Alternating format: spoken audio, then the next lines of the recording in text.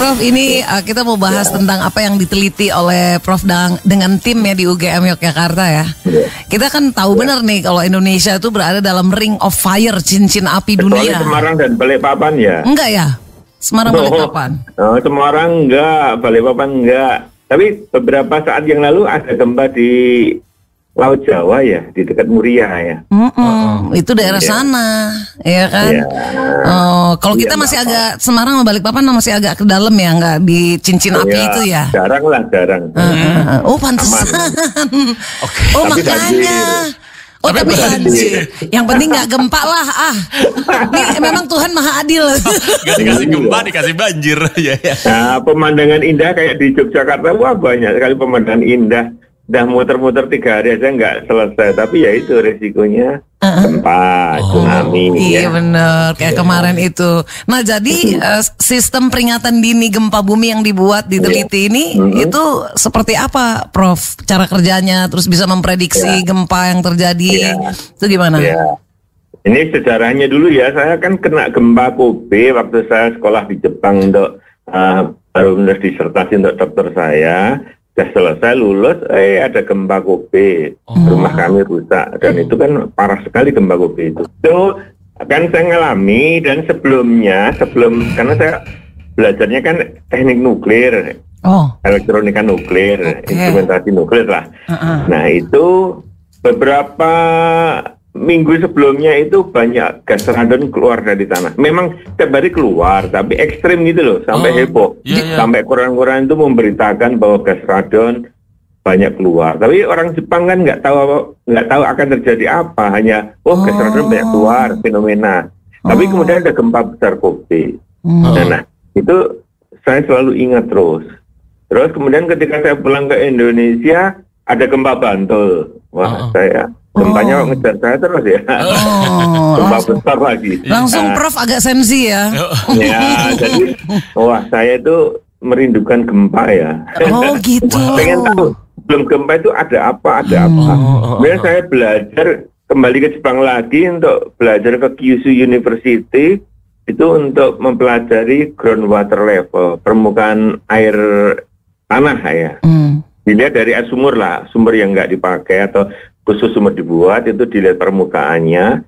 Dia ternyata 2 minggu sebelum gempa itu terjadi fluktuasi naik turun gitu di Kyushu itu. Ada 9 sumur, semua konsisten fluktuasi. Sekarang saya jadi, berarti ini algoritma saya. Sebelum ada gempa besar, pasti terjadi gas radon keluar secara signifikan, tidak seperti biasanya. Kemudian permukaan air sumur bergejolak, ya kan? Nah, itu yang saya merancang alat yang sangat sensitif untuk itu. Maka di Jogja kami punya 5 sumur. Nah, sumurnya itu Pak, kami nggak usah gali sendiri, kami cari sumur yang nggak dipakai. Dan orang Jawa itu kalau membuat sumur, pantang ditutup dah. Ya kami cari itu. Dan kami cari di tempat-tempat yang katanya angker, di kuburan-kuburan angker di Jogja itu kami datang. Siapa sekarang di situ? Biar dibolehin. Gak ada yang nimbah. Takut pada ke situ kan? Orang tahu mau kencing aja takut. Jadi aman lah gitu ya sumurnya. Terus? Nah, itu dari 5 sumur itu kami konfirmasikan. Ternyata kalau ada gempa di atas 5 skala Richter di antara Aceh dan Lombok, dan NTT, itu ada gejolak juga. Walaupun beberapa senti. Sama algoritmanya ya? Iya. Yang cerita orang kampung tuh, Prof? Ya? Yang cerita orang kampung? Bukan. Wow, rotok kenyek karo UGM ya, pakai telemetri dong. Jadi 5 sumur itu kami pasangi alat. Kemudian itu dari alat, bukan dari orang. 3 detik ngirim data ke UGM, ke lab saya. Pada primitif ya. Mohon maaf ya Prof, dia soalnya tinggalnya di kampung. Sorry, maaf. Orang kampung. Bagaimana mereka bisa melihat 2 cm, 3 cm, bagaimana bisa melihat? Kalau gempanya jauh, kayak peristiwa Lombok, gempa Lombok 1, Lombok 2, itu kan kami mendapatkan kenaikan beberapa senti gitu. Oh. Ya, orang kan nggak ngawati dan melototin sumur di kuburan angker begitu kan. Oke. Ini terhubung dengan alat untuk diketahui. Ya alatnya kami kirim dengan UHF atau dengan IoT, dengan internet ya. Tapi kalau gempa kan internet, listrik mati, maka kami mengandalkan radio. Jadi di desa-desa juga banyak yang nggak ada internet, maka kami radio. Tapi prinsipnya bahwa data sampai ke lab saya lah. Gitu. Nah, itu ternyata kalau ada gempa besar, kan dari Geofon dari Jerman itu kami dapat data, ada gempa di Lombok, itu kami trace, ternyata 2 hari sebelumnya ada gejolak beberapa senti. Kemudian gas radon kami juga meningkat beberapa becquerel gitu, karena itu kan ada ukurannya ya. Jadi saya berani klaim bahwa ini kita bisa menandai kalau akan ada gempa yang di atas 5 skala Richter di antara Aceh dan Lombok, kami sudah dapat data dulu gitu ya. Itu kan logika sederhana ya Mas ya. Iya betul. Ya. Okay. Sederhana orang kampung juga tahu lah dia. Sederhana loh. Saya kampung, Prof. Kampung. Dia bangga banget ya jadi. Oke, Prof, itu mungkin kalau secara ilmiah bahasa-bahasa teknis orang awam kagak paham ya. Tapi yang jelas yang selama ini orang awam tahu adalah dari perbincangan kita selama ini, obrolan kita, gempa itu sulit banget untuk diprediksi kapan terjadinya gitu.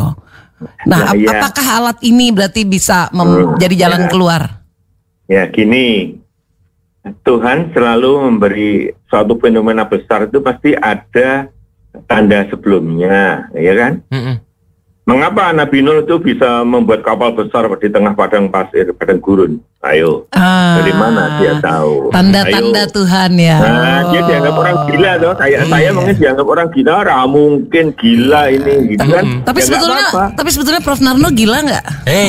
Ya, bedanya antara profesor dan gila kan hanya beda 1 SK aja. Oh, 1 SK doang surat keputusan. Baiklah. Terus gimana Prof? Jadinya? Ya, jadi dari situ kan saya menyimpulkan, kan penelitian kami itu tidak tahun 2 tahun, kami sudah 13 tahun meneliti tentang ini dan lama ya. Sebenarnya tidak hanya air sumur dan gas radon, kami meneliti tentang early warning system untuk Merapi.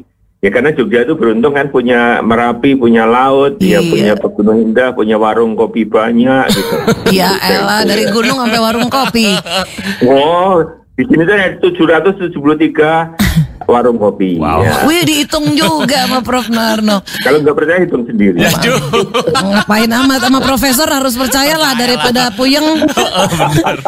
Jadi gimana itu berarti bisa diprediksi? Ya, kesimpulan saya dan tim, kami kan selalu diskusi setiap minggu itu diskusi perkembangannya dan di data server yang ada di rumah saya dari server, jadi kami bisa akses dari mana aja selama ada internet kan kita bisa mengakses.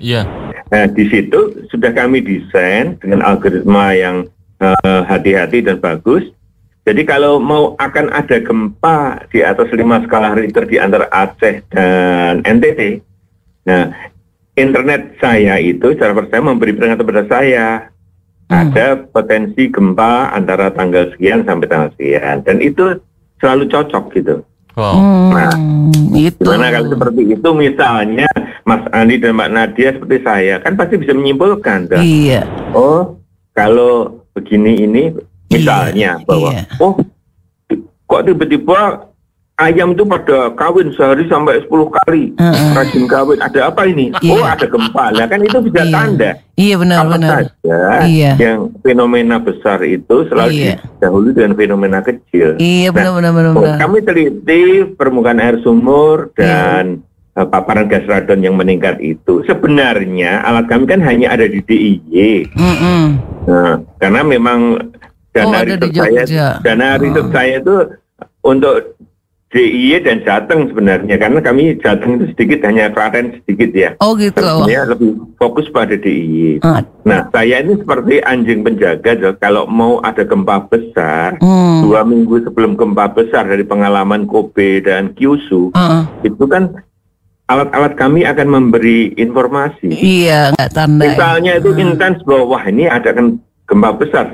Saya tidak akan mengumumkan kepada masyarakat, saya nggak akan bocorin ke radio idola dan saudara. Enggak, tapi saya ketemu kepala BPBD, kemudian kami bersama-sama menghadap gubernur. Itu adalah SOP-nya. Benar, itu caranya.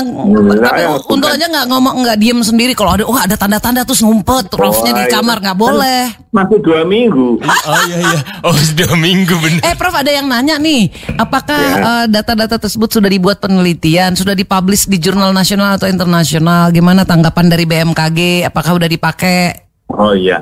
Oh kemarin tuh saya capek ya karena dari pagi sampai sore rapat. Siangnya pagi ngajar ya. Siang saya dengan BMKG full tim. Semua kami di Zoom rapat dari BMKG dari semua bagian itu kami diskusi.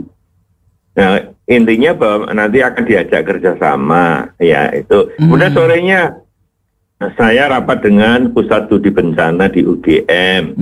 Ya intinya juga akan didukung. Nah itu terus jurnal saya sudah terbitkan 2 jurnal ya. Oh. Saya udah kirim ke Idola loh ya. Tentang ini ya, keren banget. Serius bro. 2 jurnal dikirim ke Idola, apa orang Idola orang kampung ini bisa baca ya? Makanya. Masa kalah sama Aiman kan sudah minta dulu. Oh Aiman kalah dia, Aiman orang kota. Ya Jakarta. Ini kampung. Makanya Aiman butuh belajar ya kalau Mbak Nadia sama Mas Doni kan improvisasi aja sudah pinter ya. Jadi kita otodidak. Sudah ada 2 jurnal nasional. Sudah ya. Dan tentang radon itu sudah banyak diteliti oleh Kyoto University setelah pasca gempa Kobe. Wah berarti temuannya Prof Sunarno ini juga dipakai di Jepang juga dong? Nah itu bedanya dengan orang Jepang. Orang Jepang itu sangat berhati-hati. Kriteria mereka tentang, kan mereka dapat dana miliaran yen. Itu ada timnya khusus pemburu gempa, membuat prediksi gempa, tapi gagal terus. Oh ya? Karena mereka ada fenomena itu dipelajari terus, tapi tidak membuat action untuk membuat mendesain alatnya. Berarti jagoan kita dong daripada Jepang. Nah iya, sebenarnya gini mereka juga agak curang ya. Mereka kan memberi bantuan alat-alat ke Indonesia, ke BNPB, ke BPBD, alat tapi dalam bentuk blok. Artinya algoritma dalamnya mereka nggak buka toh. Tapi ketika cara masangnya salah, pengamatannya salah ya nggak apa-apa. Ibaratnya mereka ngasih Ferrari, ya. Saya cuma mobil kijang kotak. Ya, kita bertanding tergantung pertandingannya apa. Kalau untuk ngangkut pasir saya menang, tapi kalau untuk balapan mungkin saya kalah. Oh gitu. Ya, tapi kan mereka nggak buat action apa-apa. Iya. Oh. Ya, jadi mereka itu tahu gampangannya beragama tapi tidak beriman lah. Tidak mempercayai alatnya sendiri. Oh gitu, maksudnya alatnya dipergunakan dengan baik gitu loh alatnya. Ya, kalau saya hal detail kecil tak pelajari, kami diskusikan, kami teliti, kami data, kami punya data logger kan, karena orang teknik itu pemalas sebenarnya. Semuanya dikomputerisasi, semuanya diotomatiskan. Ya itu maka kemalasan saya itu membuat banyak ide, misalnya semua data, kalau ada gempa datanya masuk, kalau ada perubahan gas radon masuk, perubahan itu masuk, kemudian biar komputernya diajari sekali aja dia sudah paham dan memberi peringatan kan gitu. Baik. Oke, kalau gitu tepuk tangan buat Prof Sunarno ya, hebat banget lah si Prof ini. Ya, tolong didukung, saya didoakan. Oh ya. Ada pertanyaan lucu dari Bogor waktu di Aiman itu. Waktu dengan Kompas TV, ya bukan dengan Kompas TV ya, dengan Kompas. Jadi tanya, Prof Narno itu kalau Prof Narno tahu akan ada gempa besar, mbok berdoa agar gempanya bisa jadi. Nah itu bagus. Wah ini bagus idenya. Lucu ya. Nah, tapi kalau gempanya nggak jadi, alat saya salah. Iya. Dilema. Jadi dilema, Prof Narno seneng kalau data-data gempa beneran kan. Aduh. Banyak yang tidak percaya. Oke, kita tunggu gempa besar di Jogja. Oh jangan. Lah gimana? Saya harus membuktikan. Kalian minta saya membuktikan, tapi nggak mau ada gempa besar di Jogja gitu. Baiklah. Banyak mereka pengen saya jadi pawang gempa ya. Iya. Berat. Tapi hebat lah Pak Sunarno, ntar kapan-kapan kita ngobrol lagi ya Prof. Oh silahkan. Tentang kopi, oke. Tentang kopi, tentang apa-apa. Ada pokoknya kayaknya Prof Narno nih hebat banget lah di segala bidang. Seru. Bukan hanya nuklir dan fisika ya. Bukan. Baiklah, sampai ketemu lagi ya Prof. Sukses selalu. Oke, ya sukses ya, hati-hati ya. Iya. Makasih. Hati-hati. Ntar kalau ada tanda-tanda gempa. Nanti kita ngobrol mau panjang lagi bisa ya dengan Ketua Tim Riset Laboratorium Sistem Sensor dan Telekontrol Departemen Teknik Nuklir dan Teknik Fisika UGM Yogyakarta, Profesor Insinyur Sunarno M.Eng PhD.